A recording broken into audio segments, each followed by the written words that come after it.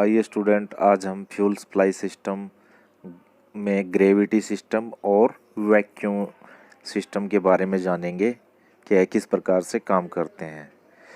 ईंधन प्रदाय प्रणाली यानी कि फ्यूल को किस प्रकार से उसके अंदर भेजा जाता है, इंजन के अंदर किस प्रकार से भेजा जाता है। पिछले स्तर में आपने एसआई इंजन और सीआई इंजन के लिए ईंधन प्रदाय प्रणाली के विभिन्न घटकों के नाम का अध्ययन किया कि भाई आपने जो पिछला सेशन था 9th क्लास में लेवल 1 के अंदर आपने एसआई का मतलब होता है स्पार्क इग्निशन और सीआई का मतलब होता है कंप्रेशन इग्निशन के विभिन्न पार्टों के बारे में पता किया और इस सेशन में आप उनके बारे में और भी ज़्यादा जानेंगे। यह पहले ही बतलाया जा चुका है कि ऑटोमोबाइल के पेट्रोल इंजन की मूल ईंधन प्रदाय प्रणाली में एक ईंधन टंकी कि भाई ऑटोमोबाइल के अंदर फ्यूल सप्लाई सिस्टम के अंदर या फ्यूल फीड सिस्टम के अंदर ये जो है ना पार्ट रहते हैं, जैसे ईंधन टंकी, ईंधन लाइन है। ईंधन टंकी का मतलब फ्यूल टैंक, ईंधन लाइन का मतलब है फ्यूल लाइन, ईंधन पंप का मतलब है फ्यूल पंप, ईंधन फिल्टर का मतलब है कि फ्यूल को साफ करने वाला फिल्टर, और वायु क्लीनर का मतलब है हवा को साफ करने वाला फिल्टर। और फिर है कार्बोरेटर के अंदर क्या करते हैं, ये हवा और पेट्रोल के मिक्सचर को बनाया जाता है। इनलेट मैनिफोल्ड को इंजन के हेड के ऊपर लगाया जाता है। जब फ्यूल और एयर का मिक्सचर उसके अंदर भेजा जाता है तो इनलेट मैनिफोल्ड के जरिए जो सक्शन कर रहा होता है बाई फायरिंग कोडिंग के आधार पर फ्यूल को अंदर ले लिया जाता है। इस सत्र में हम विभिन्न प्रकार की ईंधन प्रदाय प्रणाली के बारे में चर्चा करेंगे कि भाई इसमें हम देखेंगे कौन कौन से प्रकार की जो फ्यूल को भेजने वाले सिस्टम तैयार किए गए हैं।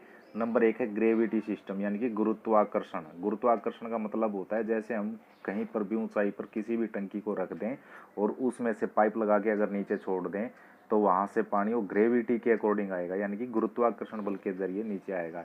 इस प्रणाली में ईंधन टंकी को उच्चतम अवस्था में आरूढ़ किया जाता है कि भाई जो यह सिस्टम होता है इसके अंदर फ्यूल की टंकी को सबसे ऊपरले स्थान पर लगाया जाता है, जैसे कि मोटरसाइकिल बाइकों के अंदर लगाया जाता है, वो ऊपरले हिस्से में होती है और यह कार्बोरेटर के ठीक ऊपर होती है, यानी कि कार्बोरेटर के फ्लोट चैम्बर में जलाया जाता है।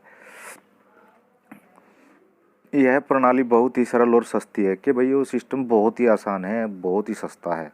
लेकिन ईंधन टंकी की कार्बोरेटर के ऊपर आरूढ़ करना प्रतिकूल परिस्थिति है कि भाई सबसे बढ़िया स्थिति कौन सी है कि भाई कार्बोरेटर के ऊपर फ्यूल टैंक को लगाना। 1 नंबर का क्वेश्चन आता है कि वह कौन सी प्रतिकूल स्थिति है जिसमें गुरुत्वाकर्षण के अंदर टंकी को लगाया जाता है, तो आप बताओगे उच्चतम स्थान पर और कार्बोरेटर के ऊपर। अब नेक्स्ट देखते हैं प्रेशर सिस्टम यानी कि दबाव प्रणाली। इस दबाव प्रणाली में एक वायुरुद्ध सील ईंधन टंकी प्रयोग की जाती है कि भाई इस जो सिस्टम के अंदर एक एयर प्रेशर शील्ड मतलब कि बिल्कुल सील्ड होती है वो टंकी, जिसके अंदर हवा का प्रेशर बनाया जाएगा। टंकी में दबाव इंजन निकासी या एक अलग हवा पंप के माध्यम से बनाया जाता है। तो भाई इसके अंदर एक इंजन निकासी कि भाई इंजन से जो निकलने वाली गैसेज है, या फिर एक पंप है जो हवा का प्रेशर बनाता है, वह इंजन के पास लगाया जाता है।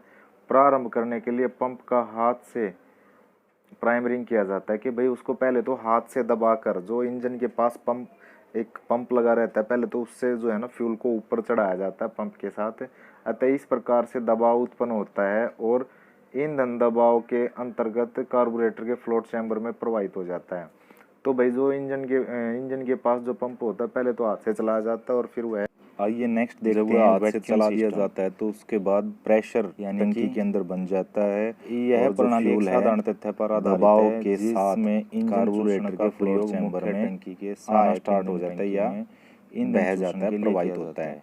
ईंधन टंकी के दबाव रिसाव की संभावना होती है, तो सिर्फ इसमें एक प्रॉब्लम होती है प्रेशर का मतलब सील्ड सिस्टम में इंजन के भाई जो है उस टंकी में अगर कहीं से लीक हो गया तो आगे फ्यूल नहीं जाएगा। सबसे साइड में एक टंकी लगाई जाती है जिससे वैक्यूम जब क्रिएट रिसाव होने की संभावना होती है, लेकिन लगभग यह है सक्शन पैदा की जाती है। ईंधन टंकी किसी भी उपयुक्त स्थान पर रखी जा सकती है, टंकी से वह टंकी नाम फिर फ्यूल को चूज कर उस टंकी तक लाया जाता है। इसका एक फायदा भी है, लेकिन नुकसान यही है कि अगर ये लीक हो जाए गुरुत्वाकर्षण द्वारा कार्बोरेटर नहीं जाएगा में जाता है।